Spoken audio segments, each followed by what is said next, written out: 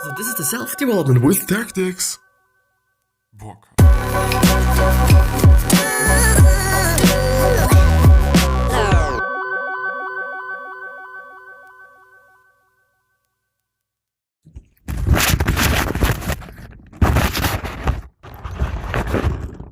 So today we're going to finish up with first things first, and I have actually seen that I went actually through the whole book quite, and I am very I'm actually very sorry that I didn't recognize that, because there's only just a very little and small part left there for us to go through, and but yeah, I think it is fine. And I'm just gonna go through this tiny little bit, and then afterwards we are gonna talk about another book, and we're gonna go through another book which is called Emotional Agility, which I think sounds pretty interesting, and I've also had a very slight look at it to just kind of also maybe verify that and see whether it is actually the case and whether it is actually just important or sensible to go through that.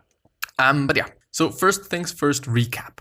Which is actually a pretty cool thing, that it is a recap and that I'm having an own episode on that recap. But anyway, so in general, people tend to focus on the wrong things in life that cause stress and disharmony. However, we need to identify our priorities, replace urgency with importance, and strike a balance between all the tasks in order to increase the quality of life. If you have a future-oriented vision, you can set effective goals. You can reach happiness and inner peace by putting your first things first instead of putting the urgent or smaller things first. Imagine your ideal 80th birthday, which is another point, and the last point is, okay, it's actually the second point. What do you see? Who is around you, and what have you achieved? To identify your most important goals, the imagination of your life when you are 80 will help you. After you determine your goals and first things, you can start working for them. So I do want to clarify that a little tiny bit. When you're imagining yourself on your 80th birthday, do you see a person with a lot of children, a big family, or do you see a person with a big house, with a business, with a company, and knowing that you have maybe changed something in the world?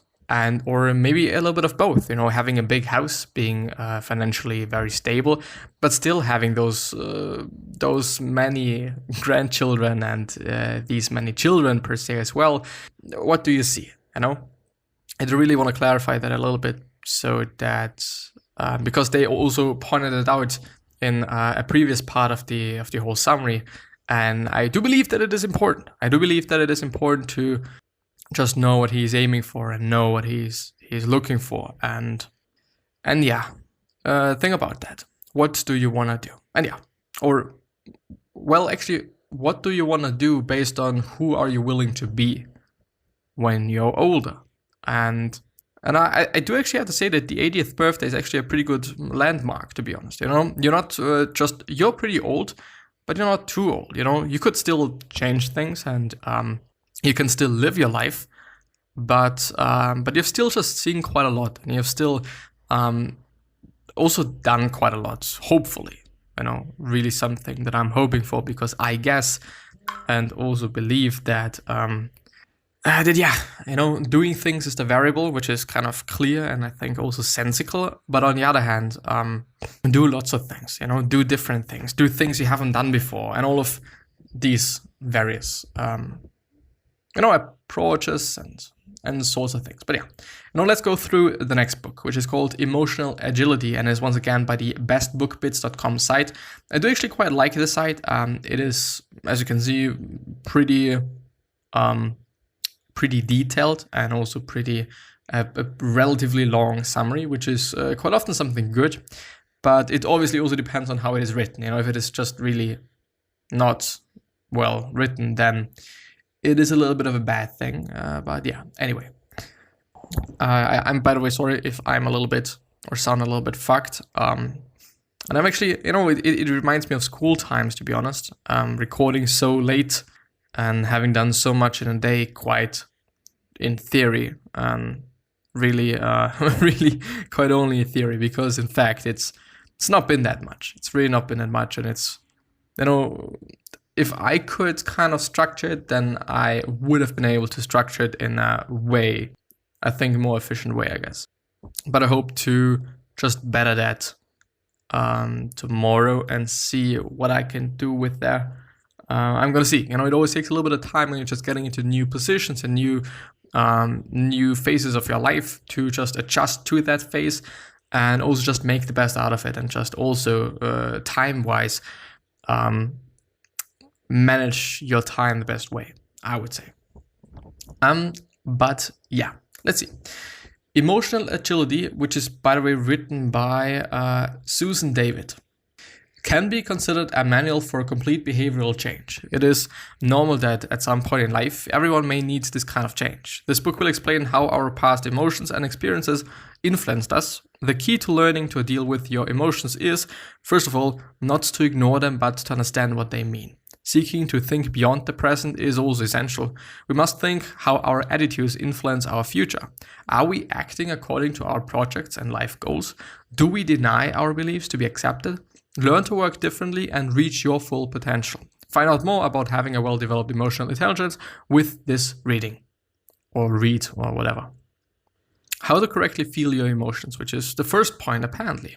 Everyone goes through periods of change and uncertainty in life. During these times, we will probably experience many emotions. Nevertheless, we learn from an early age that negative emotions such as sadness, anger, and fear are bad. We learned that Cinderella was sad and needed a beautiful dress and a prince to make her happy. There is also the famous expression of the emotional repressed. Big boys don't cry, which is the dumbest fucking bullshit there is.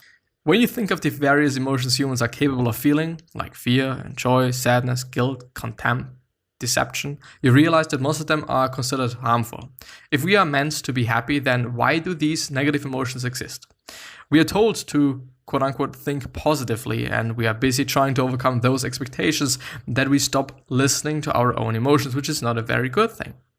When you give a false smile or force yourself to be happy, you're ignoring vital signs that exist to guide you in the right direction. Fear, for example, may arise to give you a warning. If you were not afraid, you might think jumping off a cliff is a good idea.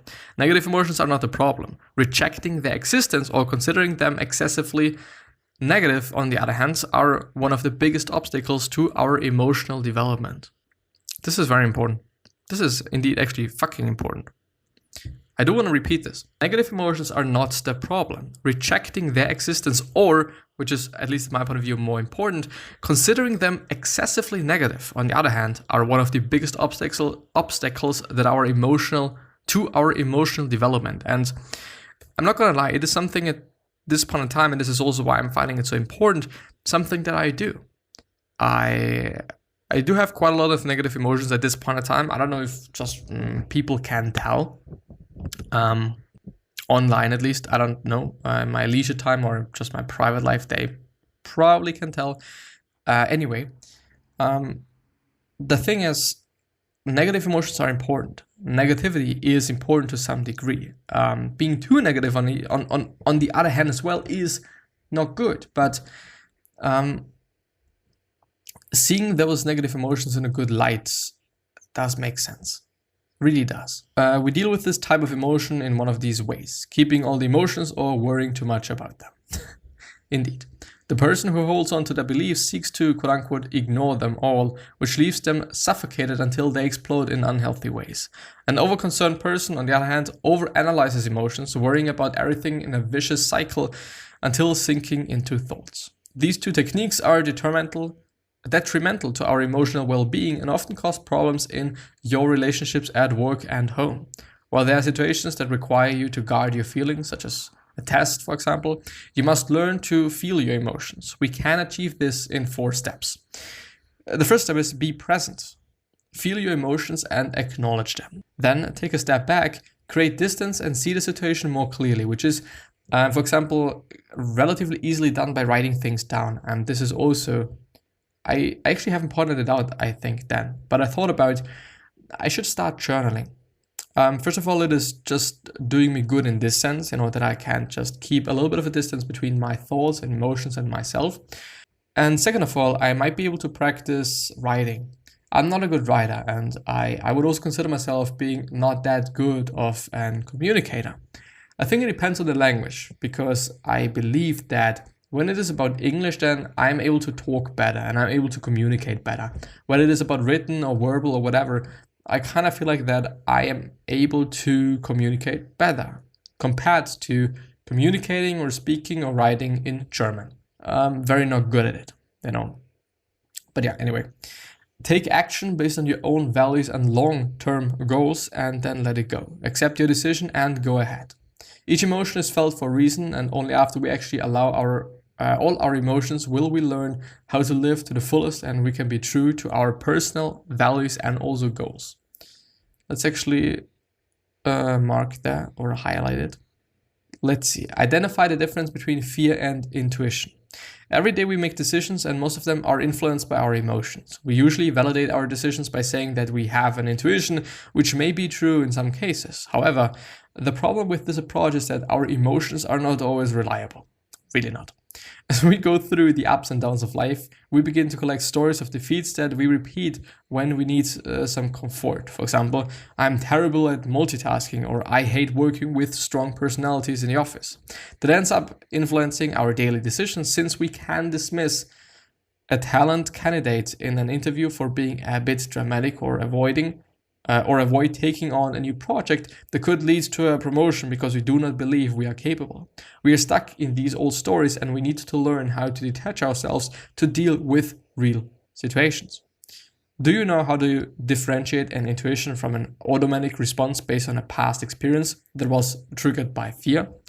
Apply the 4 steps we mentioned earlier to a current situation that you found stressful. I see. Yeah. For example, you learned that a work project that thrilled you would not happen because of budget constraints. At first, you feel angry. Your instinct is to give up and start looking for other jobs. Instead, take the time to be present and quote-unquote be present, and realize that this situation had triggered a memory of a time in the past when you were devalued and lost your job. You can then take a step back and realize that your boss simply has no money now, and that the company values you enough to tell you personally about the situation. So now you feel disappointed and are no longer rejected. Instead of being angry, you decide to express this disappointment in a constructive way. Following the 4 steps explained above will help you differentiate intuition from fear and gain clarity to face the situation in front of you. You can then decide what attitude will take and move on, knowing that you have had the best decision for you. Very, very, very, very important things. And I do kind of want to be a little bit transparent today. I don't know why, but currently it's a little bit overdone, I guess. But at this point in time, somehow I'm going through a breakup. At least I'm going through it, if you know what I mean.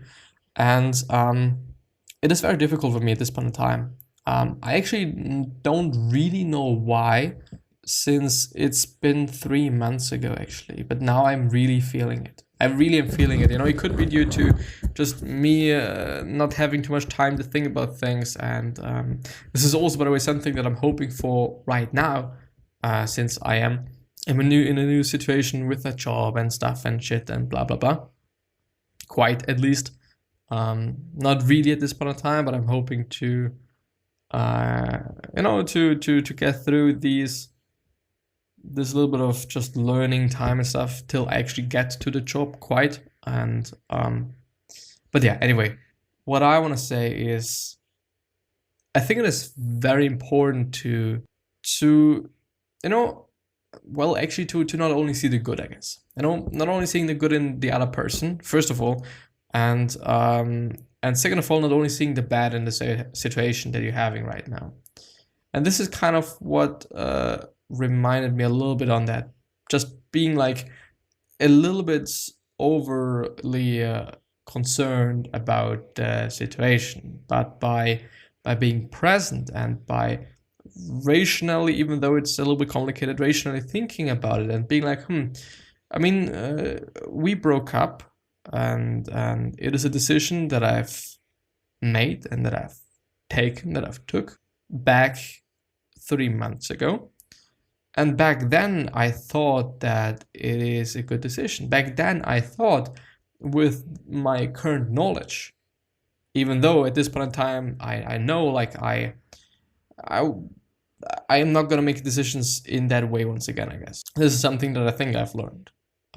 Really taking the time and really thinking through that and actively thinking through that, and not being like, whoa, okay, let's just let it be what it is. I'm a little bit overdoing this as well, because it's obviously been a process, of kind of distancing yourself from the other person and stuff, but still, it's nothing you should really. It is difficult. It's difficult to say. The problem is regret. And this is something to really keep in mind. The problem is regret. The problem is not necessarily making a bad decision or making a not so optimal decision, but the problem is regret. If you then regret it afterwards, then it is fucked up. But as I said before, like, based on my current knowledge at the time, I made this decision. So I know that, okay, going back, and it could also be about something completely different, like food choices. Not necessarily about relationships, but also about buying this car, buying this clothing, buying this whatever it's been that you could regret. You have probably made this decision because of certain reasons. Whether it's actually been okay, it was based on the knowledge that you had back then, or it could have been just based on some values you had back then that you're not having at this point in time because you have progressed, you have learned things, and you have seen new things. And I do really want to say that it's indeed all about just being present, thinking about it, and then distancing yourself from it, and moving ahead, and just really thinking about it. Because the thing is, and well, I should also point that out, being rational about things that are not rational is actually pretty dumb. Emotions are not rational. You don't think like, wow, okay, this person did something, so I'm now gonna be angry. There's just way more to it. This is the problem, So rationalizing everything and just rational thinking about things to make these quote-unquote emotions go quote-unquote away might just not work. Sometimes it might work, but sometimes I think it's just going to be about sitting through the shit. It's tough times, but we have to sit through them. You have to sit down, and there is a storm, and the storm is going to pass eventually. It's going to be a way. It's been in the past the case, if you've been in similar situations, and if you've been in whatever situations that you could somehow compare to that, you might just know that it is going to pass. You might just know that it is going to be good in the end as well, or once again, because it's going to be. It really is going to be. But of course, we just don't see it. And I also don't want to say that, and they also pointed out that you should be overly happy all the fucking time to combat that and whatnot. Like, nah, it is okay to be okay. You don't have to smile all the time. Being happy is very important. Just don't get me wrong. It's one of the most important things that I just know life has. But yeah, I think I might start journaling. I guess it could really do me good, but there's a little bit that I've left out for today.